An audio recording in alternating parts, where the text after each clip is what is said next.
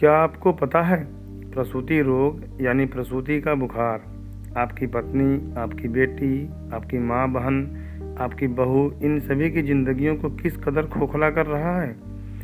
क्या आपके परिवार में कोई महिला सदस्य ऐसी भी हैं जिन्हें बराबर बुखार बना रहता हो, भूख नहीं लगती, कमज़ोरी बनी रहती है, शरीर में खून की कमी, चक्कर आना, बालों का असमय झड़ना और पकना होता है, हाथ पैर में जलन, टट्टी पेशाब में जलन बनी रहती है, चेहरे पर दाग, गालों पर छाही, नींद की कमी, घबराहट, बेचैनी, कब्ज, गैस, माहवारी यानी पीरियड की समस्या, कमर कटने की समस्या, लिकोरिया की शिकायत, हाथ पैर में झुनझुनी, कंपन, आंखों से कम दिखाई पड़ना, याददाश्त की कमी रहना, ब्लड प्रेशर की शिकायत, बवासीर, किडनी फेल्योर इत्यादि की शिकायत बनी रहती है।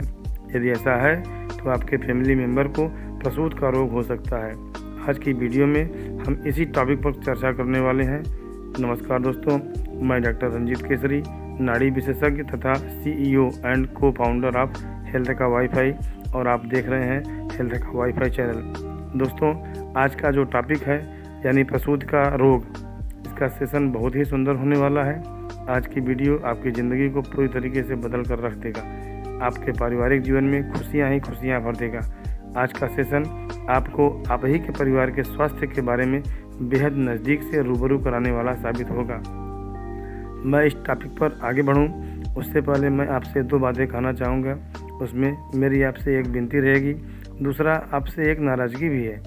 विनती यह है कि आप मेरे इस चैनल को सब्सक्राइब करेंगे, लाइक करेंगे और अपने किन्हीं 3 दोस्तों के साथ शेयर भी करेंगे, जिससे कि स्वास्थ्य से संबंधित जानकारीपूर्ण चीज़ें आप तक आसानी से पहुंचती रहें और आपके साथ साथ आपके दोस्तों के जीवन में भी खुशियां आएँ। और नाराज़गी आपसे यह है कि अक्सर आप लोग वीडियो को स्किप कर जाते हैं, आगे पीछे भगाकर देखना शुरू कर देते हैं। नतीजा यह होता है कि वीडियो में दी गई पूरी जानकारी आपको मिल नहीं पाती। फिर आपका यह कमेंट आता है, वीडियो अच्छा नहीं था, जानकारी अच्छी नहीं थी, तो कृपया स्किप ना करें, वीडियो को शुरू से लास्ट तक ध्यानपूर्वक देखें। एक गुजारिश और रहेगी कि यदि वीडियो देखने के बाद आपके दिमाग में कोई सवाल, कोई जवाब, कोई सुझाव यदि हो तो उसे कमेंट बॉक्स में जाकर ज़रूर लिखें। हम दिल से उसे स्वीकार करेंगे और यथोचित उत्तर भी देंगे। वीडियो थोड़ी लंबी ज़रूर होगी, पर यदि आप बीच में वीडियो को स्किप कर जाएंगे या नहीं देखेंगे तो एक ऐसी मूलभूत जानकारी से वंचित रह जाएंगे जो शायद आपके लिए, आपके परिवार के लिए बेहद ही लाभप्रद रहने वाला है। तो दोस्तों, आते हैं टॉपिक पर। आइए पहले यह जानते हैं कि यह प्रसूति रोग होता क्या है। आप लोगों ने बहुतों को यह कहते सुना होगा कि फला महिला को प्रसूति रोग हो गया था, लेकिन यह होता क्या है, इसकी उत्पत्ति कैसे होती है और इसके क्या नुकसान है, इस विषय में पूरी जानकारी बहुत ही कम लोगों के पास होती है। दोस्तों, प्रसूति रोग एक बुखार है। आमतौर पर बुखार तो सभी को होते हैं, लेकिन प्रसूति का बुखार सिर्फ और सिर्फ महिलाओं को ही होता है और इसका भी एक कंडीशन है। शादी हो जाने के बाद महिलाओं को अक्सर करके बच्चा पैदा होने के बाद प्रसूति घर में बुखार हो जाता है। आमतौर पर परिवारीजन इलाज भी करवाते हैं, टिकिया, tablet, injection, syrup, drip, antibiotics आदि के द्वारा चिकित्सा होता रहता है। एलोपैथी डॉक्टर भी तमाम प्रकार से इलाज करते हैं और लोग करवाते भी हैं। कुछ हद तक सफलता भी मिलती है, लोगों को राहत भी हो जाती है बुखार से। लेकिन जब वही बुखार किन्हीं कारणों से शरीर में लगा रह जाता है तो टाइफाइड का रूप बना देता है। तब यही बुखार शरीर में अपना जगह बना देता है, यहाँ तक कि उस बुखार का इन्फेक्शन महिला के ब्लड में, उनकी मांसपेशियों में, यहाँ तक कि हड्डियों तक बुखार का प्रभाव यानी इन्फेक्शन पहुँच जाता है। थोड़ी देर के लिए मान लिया जाए आप इस समय हमारी वीडियो देख रहे हैं और मानकर चलिए कि आपके परिवार में किसी को इस तरह की परेशानी है, जैसा कि मैंने अभी पीछे वीडियो में बताया और आगे डिटेल में बताने वाला हूँ। और आप अनुमान लगाइए कि आप मेरे सामने बैठे हैं और मैं आपकी परेशानी को आपसे शेयर कर रहा हूँ। ध्यान दीजिएगा, आपकी शादी के बाद आपको एक बच्चा हुआ। अक्सर करके देखा गया है कि बच्चा पैदा होने के बाद महिलाओं को बुखार हो जाता है। प्रसूति घर में ही बुखार हुआ, आप दवा लेकर आए, दवा खाए, बुखार से राहत हुआ, फिर बुखार आया, फिर आपने दवा खाया, फिर बुखार चला गया, फिर बुखार आया। यह क्रम अब लगा रहा। समय बीतता गया, पेट में दूसरा बच्चा आ गया, किसी तरह डिलीवरी हुई, बुखार फिर बना दूसरे प्रसव के दौरान।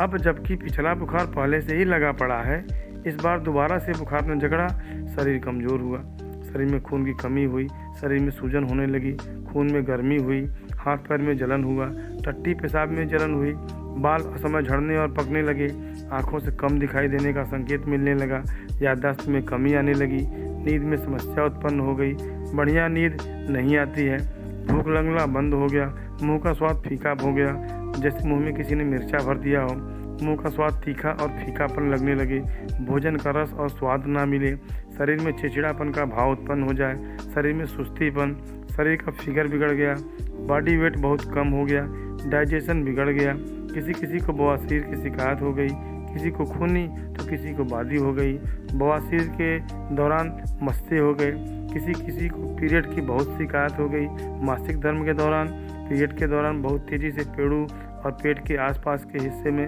भयंकर दर्द होना शुरू हो गया, ब्लीडिंग या तो ना के बराबर हो गई या बहुत ज़्यादा ब्लीडिंग होने लगी, ब्लड का रंग लाल ना होकर काला नीला मांस के टुकड़े जैसा निकलना शुरू हो गया, यूरेटर में इन्फेक्शन हो गया, यूट्रस में गांठ हो गई, यूट्रस इनलार्ज हो गया, लीवर बढ़ गया, खून की कमी इतनी हो गई कि चक्कर आने लगे, चिड़चिड़ापन इतना हो गया किसी की बात बर्दाश्त ना हो, धूप में निकलना बर्दाश्त ना हो, आंखों से धुंधलापन दिखाई पड़ने लगे, 4 कदम चलना भी दूभर हो जाता है, सीढ़ियाँ चढ़ना तो दूर की बात हो जाती है, समय के साथ रोग बढ़ने पर हाथ पैर और चेहरे पर सूजन इतनी हो गई कि यदि आप अगर अपने अंगूठे से पेशेंट के हाथ पैर के मांसपेशियों को दाबें तो वहाँ गड्ढे पड़ जाएंगे, जबकि आमतौर पर यदि आप अपने शरीर के किसी भी अंग को किसी भी मांसपेशी को दबाएं तो वहाँ गड्ढे नहीं पड़ते, तत्काल भराव आ जाता है।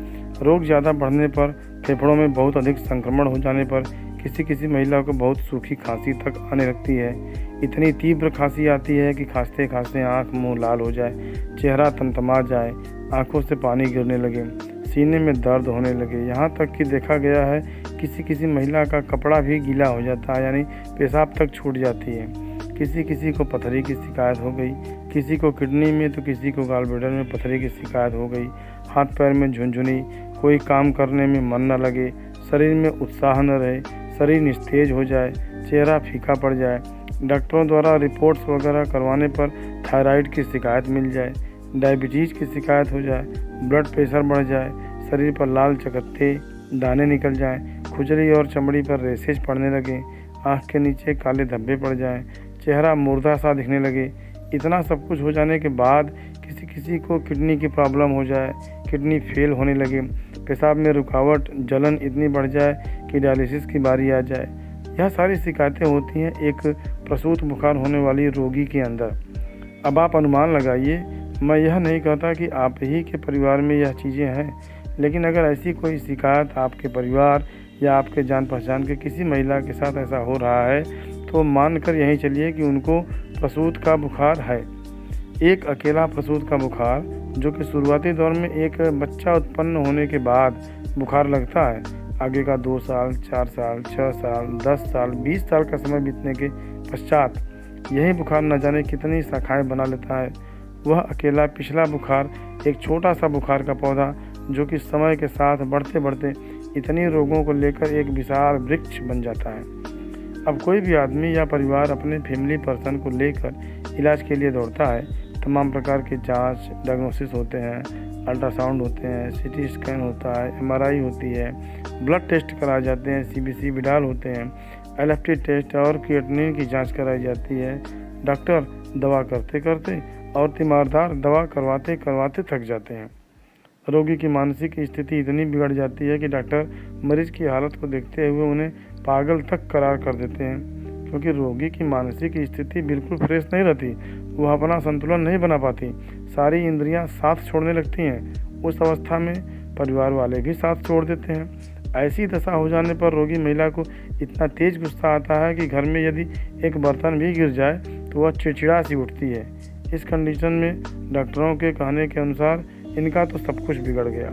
रोगी के सीने में इतना इन्फेक्शन हो जाता है कि सांस लेने तक में तकलीफ हो जाती है। सीने में दर्द, घबराहट, बेचैनी, डर सा महसूस होता है। बुखार की वजह से शरीर में कुछ इस कदर का दर्द कभी कभी हो जाता है जैसे किसी ने बरभर उसे पीटा हो। हड्डियों में भयानक दर्द होती है, शरीर के सभी जोड़ों में भयानक दर्द होता है, सूजन भी हो जाती है, इस परेशानी से जूझती हुई महिला रोगी घर के एक कोने में पड़ी चुपचाप रोती रहती है, जिंदगी से निराश हो जाती है। जीवन से जैसे प्यार ही नहीं रह जाता।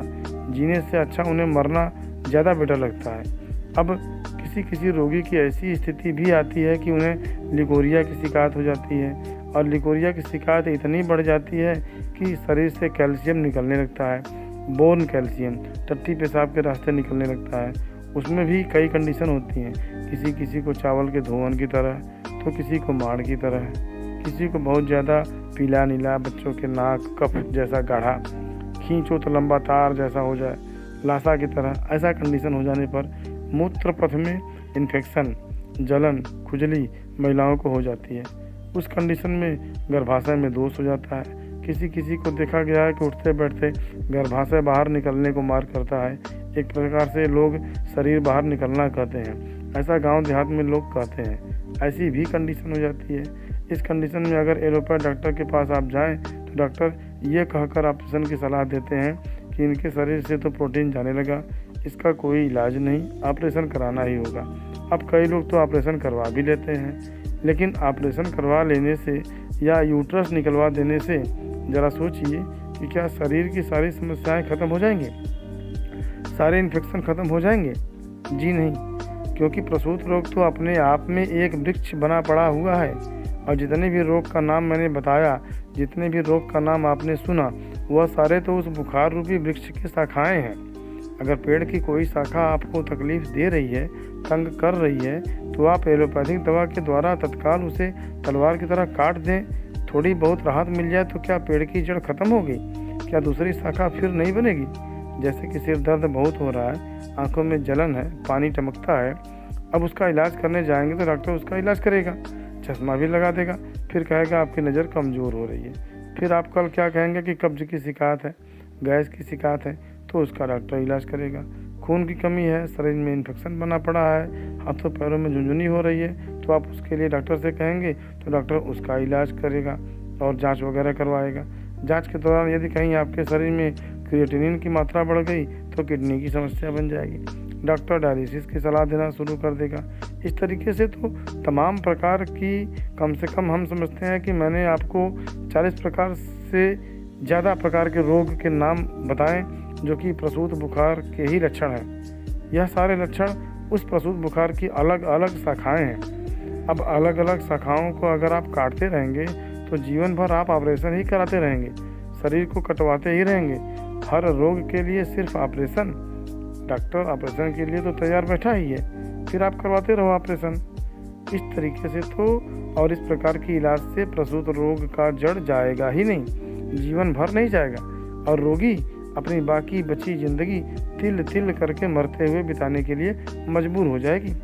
अगर आपने मेरी बात को बिना स्किप किए वीडियो को आपने देखा सुना होगा तो मैं समझता हूँ कि अभी तक के बात को सुन करके आप समझ चुके होंगे कि आखिरकार प्रसूत रोग होता क्या है, महिलाओं को कब होता है, किस कंडीशन में होता है, और इस रोग से कितनी बड़ी समस्या हो सकती है। जांच में थायराइड तक निकल कर चली जाती है, लोग थायराइड का इलाज कराते हैं। किसी किसी को यूट्रस में इतना इन्फेक्शन हो जाता है कि गांठ और कैंसर तक हो जाती है, लोग इसका इलाज कराते हैं। तो जहां तक शहरों की बात है, कुछ हद तक लोग शारीरिक स्वास्थ्य से संबंधित कुछ जानकारी रखते हैं तो रिपोर्ट के आधार पर इलाज करवाते हैं, और शहरी क्षेत्र की महिलाएं कुछ खुले दिमाग की होती हैं तो अपनी सारी बातों को शेयर करते हुए डॉक्टर से इलाज पा जाती हैं।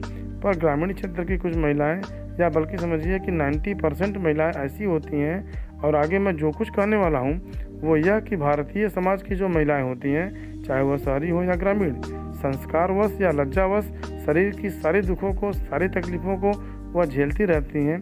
लेकिन कुछ एक तकलीफ ऐसे होते हैं अंदरूनी, जिससे कि न तो वह डॉक्टर से शेयर कर पाती है और न ही डॉक्टर उस चीज़ को पकड़ पाते हैं जिसका कि इलाज हो और वह स्वस्थ हो जाए। अब इस दुविधा में रोगी पूरी तरीके से इलाज नहीं पा पाता और ठीक नहीं हो पाता, परिणाम स्वरूप जीवन बीतता जाता है, समय बहुत पास हो जाता है, रोगी खाट से लग जाता है, नौबत लास्ट तक आ जाती है। तो जहाँ तक सामाजिक व्यवस्था है, महिलाएं हैं, शर्म संकोच उनका गहना है, उनके आचरण में है, करना भी चाहिए, लेकिन रोग भी तो ठीक होना चाहिए, यह भी तो ज़रूरी है। और इस चीज़ को मूलतः अगर देखा जाए तो आयुर्वेद गण के डॉक्टर जो कि वैद्य होते हैं, जो कि नाड़ी विज्ञान के जानकार होते हैं, जिन्हें कुछ पूछने या समझने की ज़रूरत नहीं पड़ती, वो रोगी के कंडीशन को देखकर, सुनकर या नाड़ी पर नाड़ी की गति को देखकर, चीज़ों को, रोग के लक्षणों को समझकर, रोगी की बिना पैथोलॉजिकल रिपोर्ट कराए, बिना किसी जांच के ही वो रोगी के शरीर की सारी तकलीफ़ों को रोगी और उसके परिवार के सामने रख देता है। वह वैद्य माना जाता है। और वही वैद्य जो कि नाड़ी विज्ञान के जानकार होते हुए आयुर्वेदिक जड़ी बूटियों, रस रसायन एवं शास्त्रोक्त भस्मों के योग के द्वारा हर्बल, जो कि बिना किसी साइड इफेक्ट के दवाएं देकर उस प्रसूत रोग को पूरा जड़ मूल से निकालकर दूर करने की क्षमता रखता है। अन्यथा यदि आप एलोपैथ का सहारा लेकर चलते हैं, जैसा कि मैंने पीछे कहा, इतनी सारी शिकायतें यदि हैं तो ना तो रोगी महिला किसी डॉक्टर को बताएगी, और यदि महिला नहीं बताती तो डॉक्टर जिस प्रकार से रिपोर्ट्स निकलवाते हैं तो उस रिपोर्ट में सारी बातें खुलकर नहीं आ पाती, जो कि महिलाएं स्वयं झेलती रहती हैं। तो फिर इलाज कहाँ से होगा? और अगर इलाज की ही बात करें तो जहाँ तक एलोपैथिक डॉक्टरों का सवाल है, वह भले ही MBBS हों, मुझे एलोपैथिक चिकित्सा पद्धति से कोई ऐतराज़ नहीं है। एलोपैथिक इलाज भी इमरजेंसी के लिए वरदान साबित होती है, लेकिन उन्होंने पढ़ाई भी आज के युग में कंप्यूटरीकृत ही की है, जो कि इस समाज में है। तो कंप्यूटर का जो ज़माना है वह हमारी और आपकी ही बनाई गई एक उन्नत टेक्निक है, जिसके माध्यम से पढ़ाई भी की जाती है और पैथोलॉजिकल रिपोर्ट भी निकाली जाती है, और उसी से आधारित ट्रीटमेंट भी दी जाती है, चाहे वह टिकिया, टैबलेट, सिरप, ड्रिप, एंटीबायोटिक्स, कुछ भी मान लीजिए। तो जिस प्रकार से रिपोर्ट सामने निकल कर आएंगे डॉक्टर के पास किसी भी रोगी का, तो वह डॉक्टर उसी रिपोर्ट के आधार पर इलाज भी देगा। लेकिन क्या सारी परेशानियां, सारी चीज़ें जो एक महिला भुगत रही होती है प्रसूति रोग के दौरान, क्या वो सब कुछ ठीक हो जाएगा?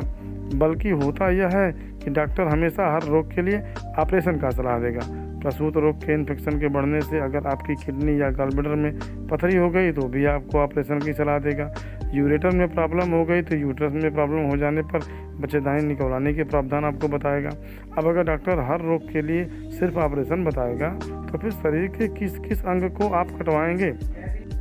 मैं आपसे पूछता हूँ, यदि आपके परिवार के किसी भी महिला सदस्य की ऐसी कंडीशन है और डॉक्टर ने ऑपरेशन को बोला और आपने ऑपरेशन करवा दिया है बच्चेदानी का, ठीक है, दुनिया निकलवा रही है, आप भी निकलवा दिए हैं, तो फिर यह बताइए कि समाज में उसकी क्या स्थिति बनी रहेगी? उसकी क्या गणना आदमी में की जाएगी या महिला में की जाएगी या बीच वाली की जाएगी? मेरी बात को आप समझ रहे होंगे।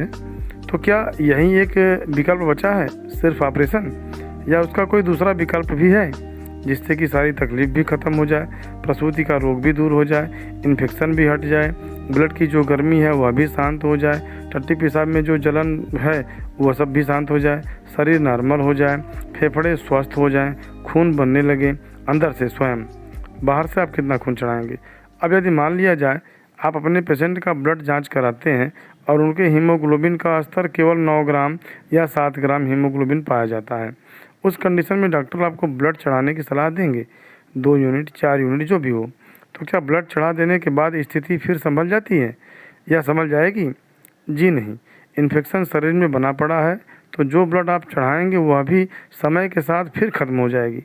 बुखार के दौरान, प्रसूति बुखार के दौरान कितनी इन्फेक्शन रहती है शरीर में स्थित शरीर का वह हिस्सा है जो ब्लड बनाने वाली मशीन है, फेफड़े वगैरह, यह इन्फेक्टेड इतना हो जाते हैं कि ब्लड बनाते ही नहीं, शरीर में पानी बनता है, जिससे कि शरीर में सूजन हो जाती है, खून की मात्रा कम हो जाती है, परिणामतः शरीर में गर्मी, सांस फूलना, चक्कर आना, दिमाग का ना काम करना, अंड बंड बकना, भागना, चिल्लाना, तमाम प्रकार की शिकायतें बन जाती हैं। बल्कि समाज में कहीं कहीं देखने को तो यह भी मिलता है कि रोगी का माइंड इतना अपसेट हो जाता है, इतनी इन्फेक्शन बन जाती है, बुखार की गर्मी से मिर्गी के दौरे तक भी आने लगते हैं। अब आप ही बताइए किस किस चीज़ का ऑपरेशन आप करवाएंगे? क्या एलोपैथ से इसकी कहानी ख़त्म हो पाएगी? क्या एलोपैथी डॉक्टर इससे प्रसूति रोग के बारे में आपको पूरी तरीके से डिफ़ाइन कर पाएंगे, जैसा कि मैं आपको डिफ़ाइन कर पा रहा हूँ प्रसूत रोग के बारे में? आपको समझाने के लिए मैंने पहले ही कहा था कि मान लिया जाए आप मेरे सामने बैठे हैं और आपके परिवार में ऐसी कोई समस्या है, तो आप महसूस करिए कि क्या कोई डॉक्टर आपको मिला जो मेरी तरह आपके प्रसूति रोग के बारे में अच्छे से आपको समझा सके। आप इलाज तो कराते रहे होंगे अपने परिवार का, शादी के 1 साल बाद से आप परेशान हो या 25 सालों से परेशान हो, यदि ऐसी कोई शिकायत है तो दुनिया के तमाम डॉक्टरों से आपसे मुलाकात हुआ होगा और आप इलाज भी कराते रहे होंगे, चाहे आप रुपए 10 की दवा रोज़ खाते हो या 1000 की रोज़ खाते हो। लेकिन मैं पूछता हूँ कि क्या इस तरीके से, जैसा कि मैंने आपको बताया, क्या किसी ने डिफ़ाइन किया आपके परेशानियों को? जो डॉक्टर प्रसूत रोग के विषय में पूरी तरीके से डिटेल में डिफ़ाइन नहीं कर सकता, आपको संतुष्ट नहीं कर सकता, वो ट्रीटमेंट भी नहीं कर सकता। यह अनुभव, यह जानकारी, यह गुण सिर्फ आयुर्वेद में है और आयुर्वेद को जानने वाले वैद्य के पास है। नाड़ी विज्ञान ईश्वर का एक वरदान है। आयुर्वेद के महान संत ऋषि मुनियों के हाथों लिखे गए ग्रंथ में इसका वर्णन है। इसकी पढ़ाई, इसका ज्ञान आज की डेट में ना कहीं पढ़ाई जाती है, ना कहीं उसकी शिक्षा दी जाती है, ना सरकार के पास ऐसी कोई व्यवस्था है। यह अनुभव से प्राप्त की जाती है और जिसके पास अनुभव है वही इसका अच्छे से ट्रीटमेंट भी कर पाएगा।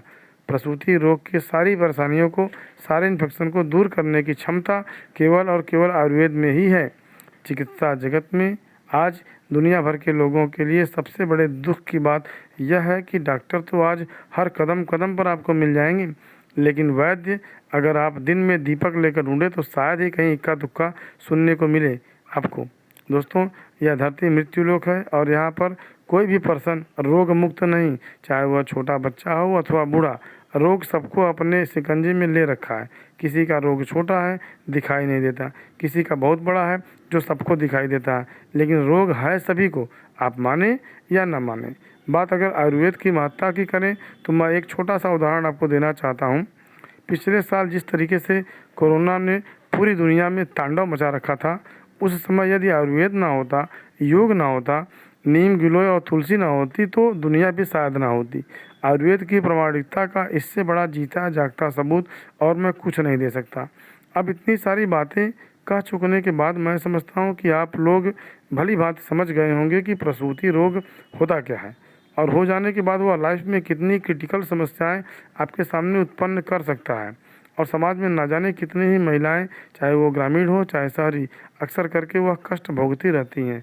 दुनिया भर की महिलाओं के स्वास्थ्य की चिंता करते हुए मैं आपसे सिर्फ एक आग्रह करूंगा, यदि आपके परिवार में, समाज में, आपकी जानकारी में किसी को ऐसी कोई समस्या है तो कृपा करके झोला छाप डॉक्टरों की शरण में ना जाएं और ना ही एलोपैथी दवाओं का सहारा लें, क्योंकि यह दवाइयाँ तात्कालिक राहत तो देती हैं लेकिन रोग को जड़ मूल से ठीक करने का सामर्थ्य इनके पास नहीं है। आप आयुर्वेद से जुड़ें, वैद्यजनों का सहारा लें। आप हेल्थ के वाईफाई टीम से जुड़कर अपने परिवार की सारी समस्याओं को दूर कर सकते हैं। हेल्थ की वाईफाई टीम पूर्णतः आयुर्वेदिक हर्बल ट्रीटमेंट देती है जो कि पूर्ण रूप से सुरक्षित है और कोई साइड इफेक्ट नहीं होता। ऊपर बताए गए किसी भी विषम परिस्थितियों के लिए और रोग को जड़ मूल से समाप्त करने के लिए एकमात्र विकल्प आपके पास केवल और केवल हेल्थ का वाईफाई वाराणसी टीम है, जिसके अनुभवी डॉक्टर वैद्य द्वारा आपके चिकित्सा 100% सफल और गारंटीड मिलती है। यदि आप हमसे जुड़ते हैं तो आपको अपने जीवन काल में दोबारा से इस रोग से भेंट नहीं होगा और ना ही आपको प्रसूत जैसे भयानक बीमारी के इलाज के लिए किसी और डॉक्टर का दरवाज़ा खटखटाना पड़ेगा। अगर आपके पास परिवार में किसी को ऐसी समस्या है और आप काफ़ी लंबे समय से इलाज कर रहे हैं, समस्या हल नहीं हो रही, और यदि आप आयुर्वेदिक इलाज करके अपने जीवन को स्वस्थ और सुंदर बनाना चाहते हैं तो आप घर बैठे ही अपनी दवाएं ऑनलाइन मंगा सकते हैं। हमारी हेल्थ की वाईफाई टीम 24 घंटे 7 दिन एक्टिव रहती है। कन्याकुमारी से लेकर कश्मीर तक और इंडिया से लेकर एशिया तक की सभी शहरों में दवाओं की होम डिलीवरी इंडिया की जानी मानी कोरियर सर्विसेज जैसे DTDC और फर्स्ट फ्लाइट जैसी शानदार कोरियर सर्विसेज के द्वारा हमारी टीम सुनिश्चित करती है। वैसे आपकी जानकारी के लिए मैं बता दूं, मुझे आपके किसी पैथोलॉजिकल रिपोर्ट अथवा डॉक्यूमेंट की कोई ख़ास ज़रूरत नहीं होती, पर यदि आपके पास पिछला कोई डॉक्यूमेंट्स रिपोर्ट हो जो कि अन्य डॉक्टरों ने कराया हो तो उसे आप स्क्रीन पर दिए गए व्हाट्सएप नंबर पर भेजकर अपना अपॉइंटमेंट बुक करा सकते हैं और वीडियो कॉलिंग के माध्यम से फेस टू फेस बात कर अपनी समस्याओं का समाधान पा सकते हैं। तो फिर देर किस बात की, उठाइए फ़ोन और स्क्रीन पर दिए गए नंबर पर अभी अपना अपॉइंटमेंट बुक करिए।